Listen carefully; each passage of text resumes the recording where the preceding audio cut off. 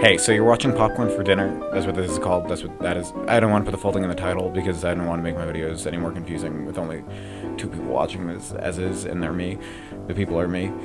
This is A Quiet Place. A Quiet Place is definitely a movie. It has good direction, good production, and problems that have existed for the last 20 years in horror movies and Ford again. Is Ford again?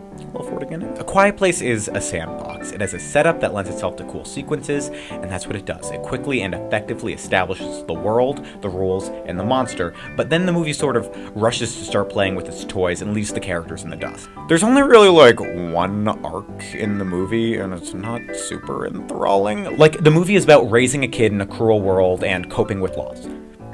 Theoretically. But then it's like, whatever, here are some cool sequences where people want to be loud but can't. The movie is too excited by its setup to waste too much time on that stuff. To which I say, like, fine. Horror movies more than any other genre, maybe even action movies, can get away with writing cool, diverting set pieces primarily. Create a tense scenario within the realm of the world and focus on that for 10 minutes. It doesn't progress the plot, doesn't have to. It's like a dance break. It's been happening since forever. Scenarios are a staple of the genre, and certainly one with severe flaws. Still, plenty of films ride them, and some to decent effect. Saw, say what you will, is a successful franchise based exclusively on sequences. Paranormal Activity 3, say what you will, had some of the best individual horror sequences in film. The Oscillating Fan, look it up. It's Hitchcocky and jeez Louise. Paranormal Activity fucking 6 or whatever, wow. But a lot of these movies, maybe slightly unfairly, are dismissed as trashy, largely for their overdependence on these sequences. Same reason why Fast and the Furious will never win an Oscar, and there's no other reasons. Still, horror movies built on successive sequences have existed forever to varying degrees of greatness. So what does that say about A Quiet Place? In recent years, it seems like horror has reclaimed its prestige as a genre. Post Get Out especially, that seems really secured. It seems to fall into a cycle. Horror will be viewed as a distinguished genre, then will fall into a crappy, easy-produced trend, the slasher. Then it'll reclaim its prestige via accolades, then repeat, found footage. And you might say, that's a gross generalization, to which I say, of course, it's a film commentary on YouTube, idiot. And A Quiet Place, coming in on such a peak in horror film prestige, is kind of like,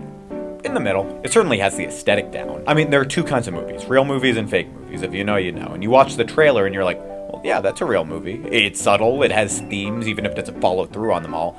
But at the end of the day, it sort of just devolves into these sequences. At times, it seems like every piece of the story is just a tool for setting them up. It's a little suspect. So much time and weight in the movie is just put on building the world's rules. Like, one of the few scenes of one-on-one interaction between Krasinski and his kid is just there to establish a rule. Like, can you imagine if your father only spent time with you to world build? It would brick you up. It's also a super nitpickable movie because so much weight is put on rules, and there's so little attention to narrative to draw away the heat. It really opens itself up to those problems, and that's sort of just like a product of what it is. But I guess those nitpicks matter less if it's watchable. And yeah, the sequences are good, some great. They seem to hit on every possible permutation of situation given the setup. You need to call for help but can't. You're in pain, but a monster's right by you. Acts. But after watching for a while, all I could do was start brainstorming sequences. Like, what if they need to put on shoes because their feet hurt, but they only have tap shoes? Or what if John Krasinski really likes Rice Krispies, but can't eat a ball because they'd snap, crackle, and pop?